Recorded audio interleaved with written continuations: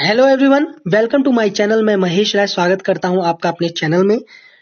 आज हम गिरजा देवी का जीवन परिचय और उनका संगीत में योगदान पढ़ेंगे। तो चलो स्टार्ट करते हैं। गिरजा देवी का जन्म 8 मई 1929 में वाराणसी उत्तर प्रदेश में हुआ और इनकी जो मृत्यु है वो 24 अक्टूबर 2017 में कोलकाता पश्चिम बंगाल में हुआ। भारत की प्रसिद्ध ठुमरी गायिका हैं।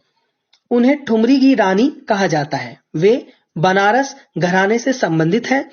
गायकी के क्षेत्र में उनके उल्लेखनीय योगदान के लिए उन्हें वर्ष 1972 में पद्मश्री और वर्ष 1989 में पद्म भूषण से सम्मानित किया गया था। गिरजा देवी संगीत नाटक अकादमी द्वारा भी सम्मानित की जा चुकी हैं। जन्म तथा शिक्षा। इनका जन्म और इनकी शिक्षा। गिरजा देवी का जन्म 8 मई 1929 को कला और संस्कृति की प्राचीन नगरी वाराणसी तत्कालीन बनारस में हुआ था। उनके पिता रामदेव राय एक जमींदार थे जो एक संगीत प्रेमी व्यक्ति थे। उन्होंने 5 वर्ष की आयु में ही गिरजा देवी के लिए संगीत की शिक्षा की व्यवस्था कर दी थी। गिरजा देवी के प्रारंभिक संगीत गुरु पंडित सरयू प्रसाद मिश्र थे। 9 वर्ष की आयु में पंडित श्रीचंद्र मिश्र से उन्होंने संगीत की विभिन्न शैलियां की शिक्षा प्राप्त की। इस अल्प आयु में ही एक हिंदी फिल्म याद रहे में गिरजा ने अभिनय भी किया था। गिरजा देवी के गुरु पंडित सरजू प्रसाद मिश्र शास्त्रीय संगीत के मूर्धन्य गायक थे। गिरजा जी की घनकती हुई आवाज जहां दूसरी गायिकाओं से उन्हें विशिष्ट बनाती है, वहीं उनकी ठुमरी, कजरी और चैती में बनारस का खास लहजा और विशुद्धता का पुट उनके गायन में विशेष आकर्षण पैदा करता है। प्रथम प्रदर्शन। उनका विवाह 1946 में एक व्यावसायिक परिवार में हुआ था। उन दिनों कुलीन विवाहिता स्त्रियों द्वारा मंच प्रदर्शन अच्छा नहीं माना जाता था। 1949 में गिरजा देवी ने अपना पहला प्रदर्शन इलाहाबाद के आकाशवाणी केंद्र से किया। यह देश की स्वतंत्रता के तत्काल बाद का उन्मुक्त परिवेश था,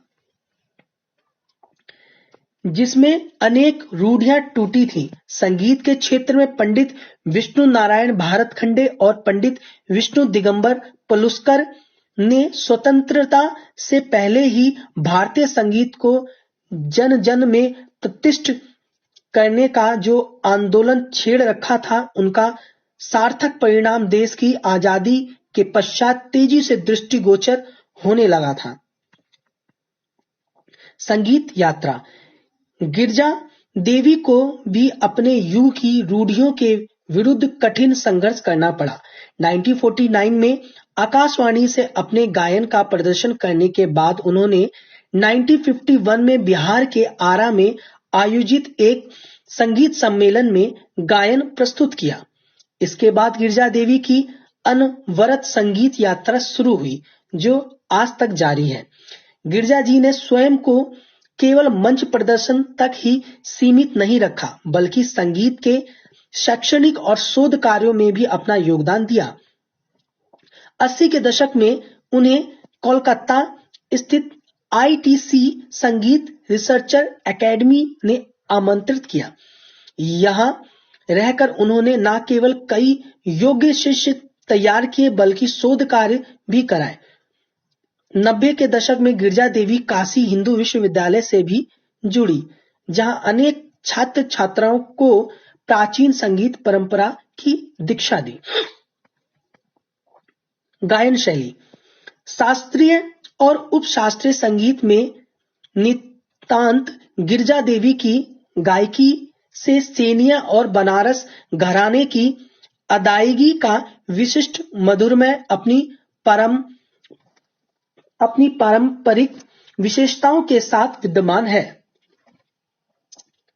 ध्रुपद, ख्याल, टप्पा, तराना, सदरा, ठुमरी और पारंपरिक लोक संगीत में होरी, चेती, कजरी, झूला, दादरा और भजन के अनूठे प्रदर्शन के साथ ही उन्होंने ठुमरी के साहित्य का गहन अध्ययन और अनुसंधान भी किया है।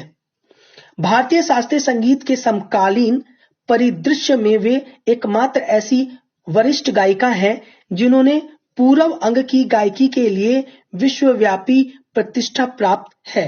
गिरिजा देवी ने पूर्वी अंग की कलात्मक विरासत को अत्यंत मोहक और सौहार्दपूर्ण ढंग से उद्घाटित करने का महती काम किया है।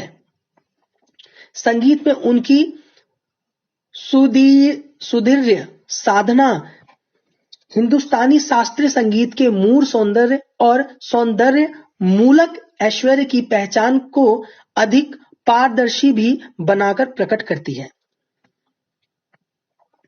ठुमरी की रानी गिरिजा देवी आधुनिक और स्वतंत्रता पूर्व काल की पूर्व अंग की बोल बनाव ठुमरियों की विशेषज्ञ और संवाहिका है।